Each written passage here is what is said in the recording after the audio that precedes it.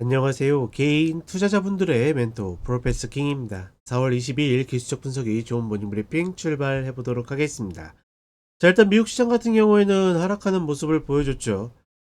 특히나 이제 뭐 가장 큰 이슈가 이제 트럼프 혹은 백악관에서 파월 해임에 대해서 논의를 했다. 뭐 이제 이런 이야기들이 있는데, 그런 것들이 시장의 어떤 불안정성을 좀 부추기는 흐름, 특히나 달러가 갖고 있는 기축통화의 지위 혹은 안전자산에 대한 지위를 흔든다, 불확실하다, 뭐 이런 것들로 하락하는 모습이었는데, 제가 글쎄라는 표현을 쓴 이유는, 그러니까 누가 봐도 지금까지 이제 그렇게 공격적으로 이야기한 적도 많이 있었고, 파월 의장이 이제 제가 기억하기로는 내년 총과가 이제 임기 만료거든요. 네, 여러 가지 면을 고려했을 때 실질적으로 그 어려운 파고를 넘어가면서 트럼프 의장을, 죄송합니다. 파월 의장을 해임시킬 이유가 있을까? 그러니까 불만이나 뭐 나의 정책적 방향성은 표출을 하더라도 그러기는 굉장히 어렵지 않을까 싶은데, 시장이 과도하게 반응하는 흐름.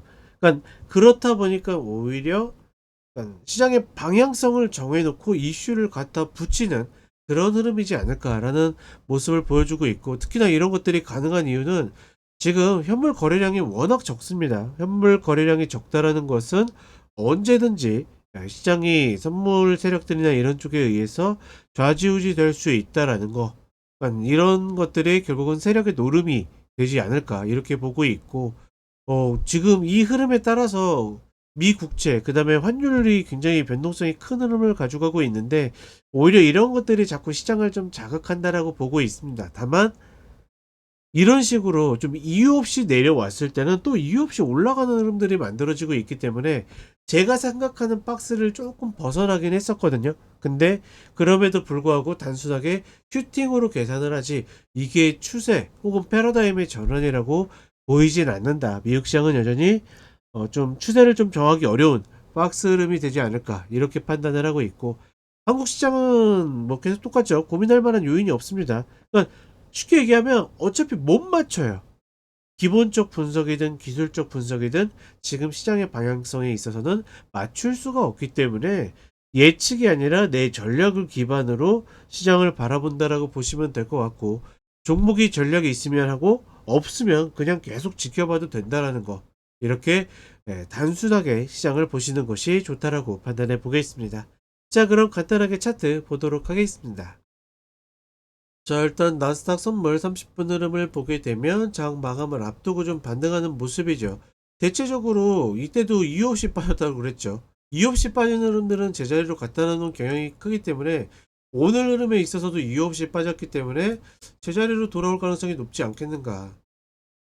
특히나 선물 일봉으로 보게 되면 제가 지금 박스를 이런 식으로 좀 제시를 했는데, 이게 하단으로 살짝 이탈을 했죠. 이 이탈한 흐름들은 다시 돌아올 가능성이 굉장히 높다라고 보고 있고, 여전히 이 박스를 유지한 상태에서 22평이 계속 내려오고 있고, 또 예를 들어서 30분의 흐름에 있어서도 이 120평이 계속 내려오고 있죠.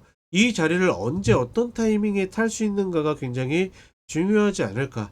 결국은 저 자리를 크게 하회하거나 아니면 이전처럼 계속 이탈한 상태에서 끌고 내려갈 가능성보다는 계속 다시 돌아올 가능성이 높다라고 보고 있다, 이렇게 판단하시면 될 것 같고, 물론 시장에 있어서 다른 문제보다는 여전히 거래량이 굉장히 적다라는 거, 이때 변동성이 커지면서 역대급 거래량이 터졌지만 다시 이전에 이 극악의 흐름으로 가고 있기 때문에, 그러니까 이렇게 하락했으면 거래량이 터져야 정상인데 이런 흐름을 유지하고 있다는 것은 여전히 선물이 시장을 좌지우지할 가능성이 높다라는 거, 그런 모습들에 있어서는 변동성이 적어도 4월 5월 정도까지는 이어질 가능성이 높다.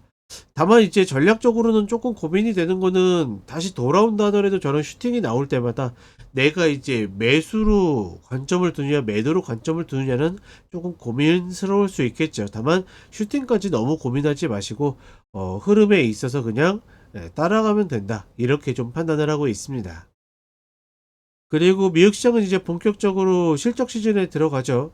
내일 같은 경우에 테슬라, 뭐 구글이 발표하게 되는데, 하필이면 어떻게 보면 공교롭게도 시장이 좋지 않은 상황에서 가장 약하게 나올 것으로, 그러니까 우리 위스퍼링 넘버라고 해가지고 그러니까 겉으로는 실적 예상치를 내보내고 실질적으로는 이 정도는 나올 것이다라고 가지고 보통 위스퍼링 넘버가 미국 시장은 더 높은 경향들이 큰데 테슬라는 반대로 낮은 흐름들이 많습니다. 그러니까 이런 것들만 봐도 테슬라의 어떤 실적 발표를 별로 기대하지 않는다라고 봐도 무방한데, 예, 가장 우리 메가니티 7에서 가장 먼저 총대를 맨다라는 거, 예, 그 정도로만 좀 인지를 하시면 좋을 것 같습니다.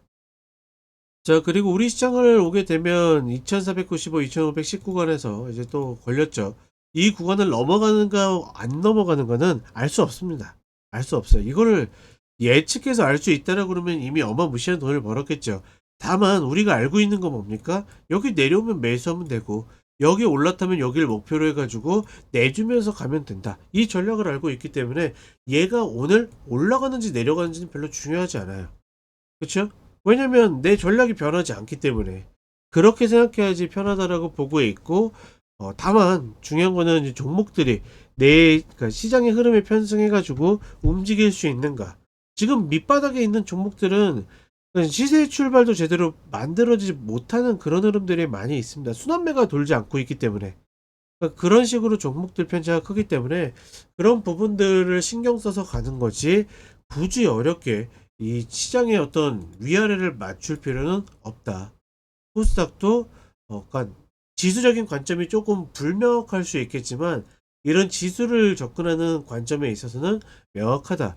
이렇게 보시면 될 것 같습니다. 자, 이렇게 이야기 드렸고 저는 쇼츠로 또 찾아뵙도록 하겠습니다.